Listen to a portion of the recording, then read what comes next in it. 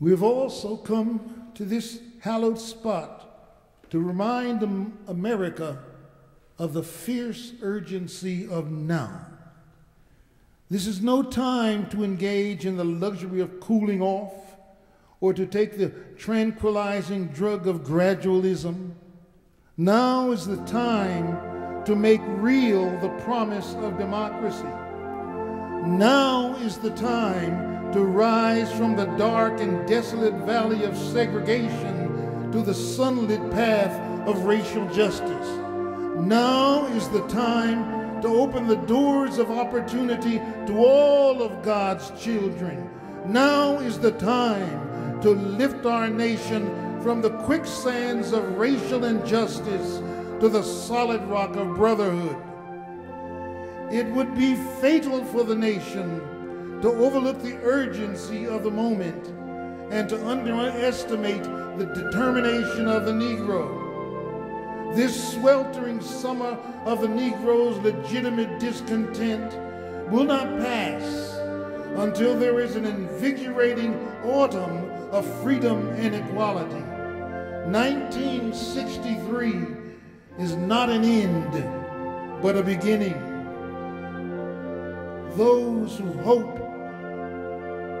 that the Negro needed to blow off steam and will now be content, and they will have a rude awakening if the nation returns to business as usual. There will be neither rest nor tranquility in America until the Negro is granted the citizenship rights.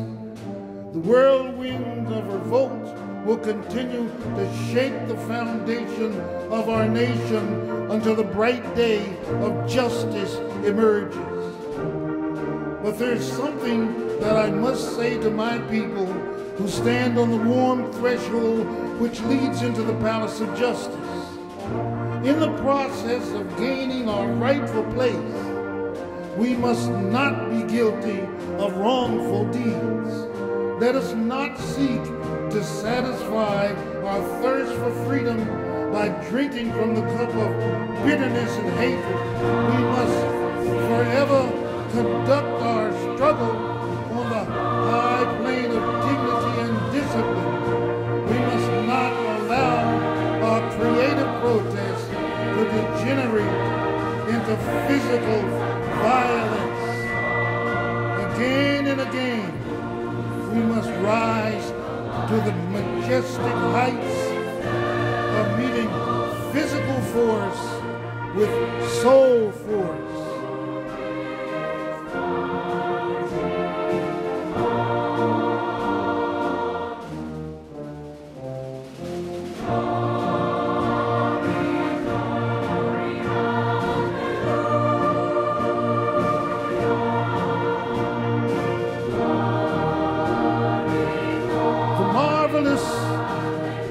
Militancy which has engulfed the Negro community must not lead to a distrust of all white people. For many of our white brothers are evidenced by their presence here today.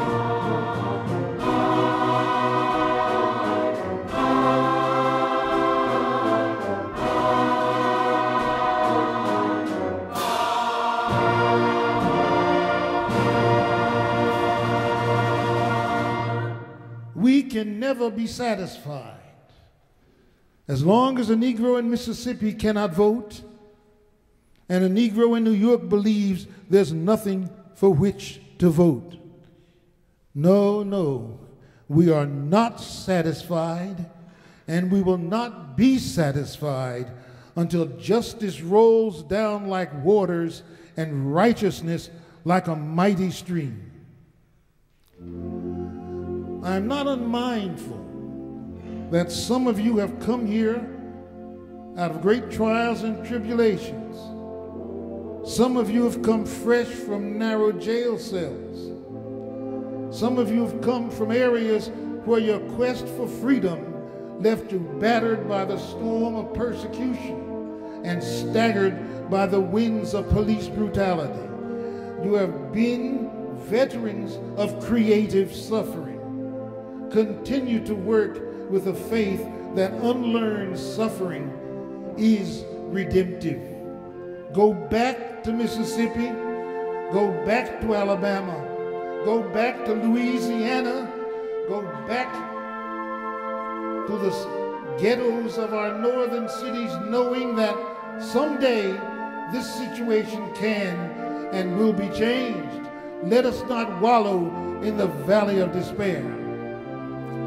I say to you today, my friends, that in spite of the difficulties and the frustrations of the present day, I still have a dream. It is a dream deeply rooted in the American dream.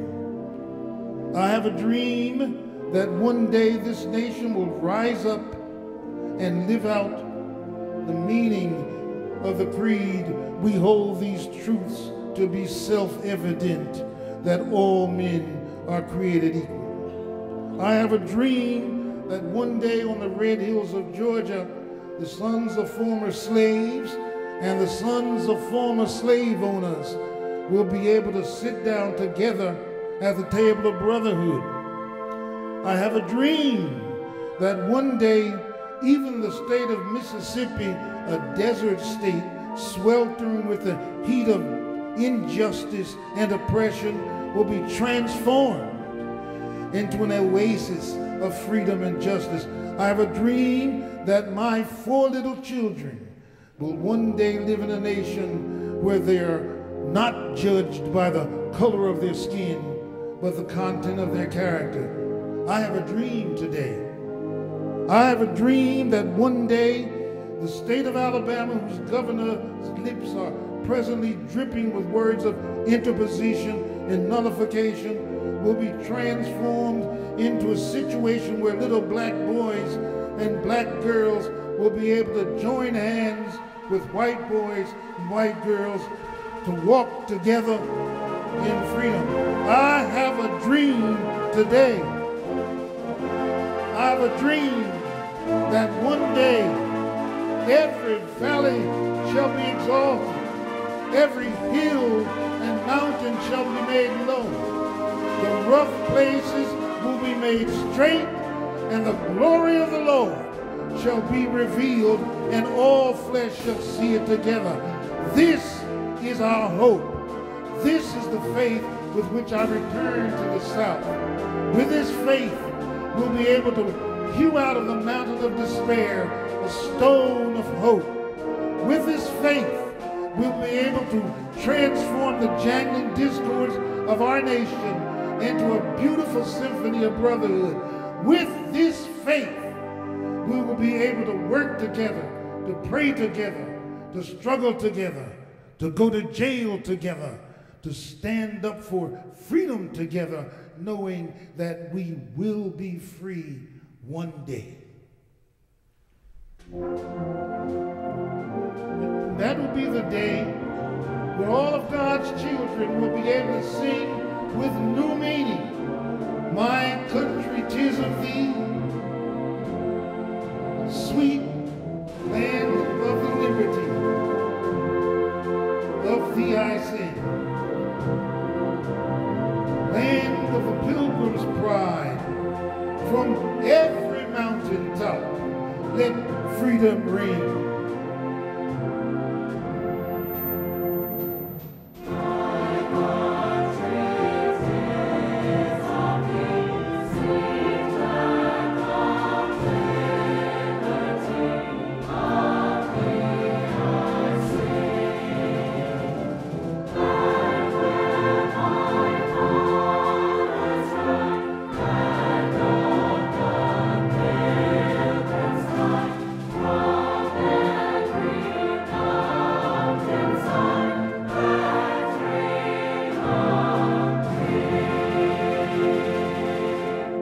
And if America is to be a great nation, this must become true.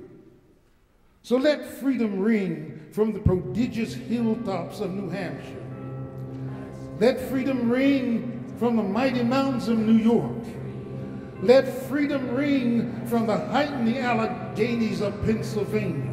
Let freedom ring from the snow-capped Rockies of Colorado. Let freedom ring from the curvaceous peaks of California. But not only that, let freedom ring from Stone Mountain of Georgia. Let freedom ring from Lookout Mountain of Tennessee. Let freedom ring from every hill and molehill of Mississippi, from every mountainside. Let freedom ring.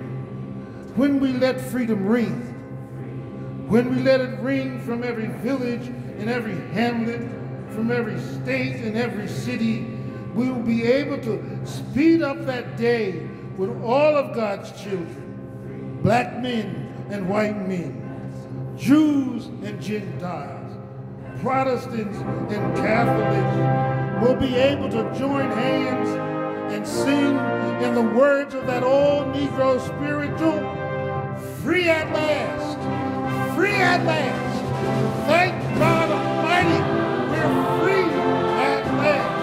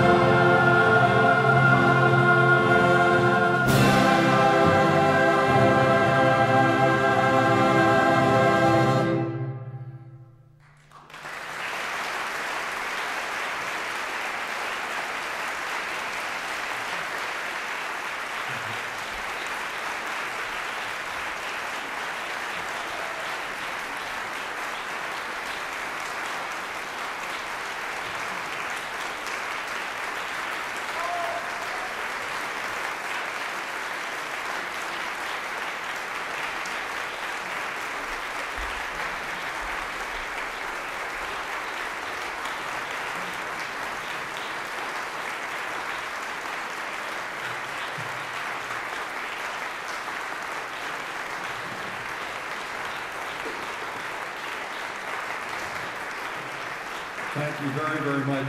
Isn't that a great piece? We'd like to call the composer of the piece, Mitch Bender, up onto the stage. Mitch is here from Virginia. Would you come on down, please, Mitch? Mr. Bender, we would like to present you with a framed poster of this concert, and thank you so much for writing this wonderful piece. So, thanks for being with us.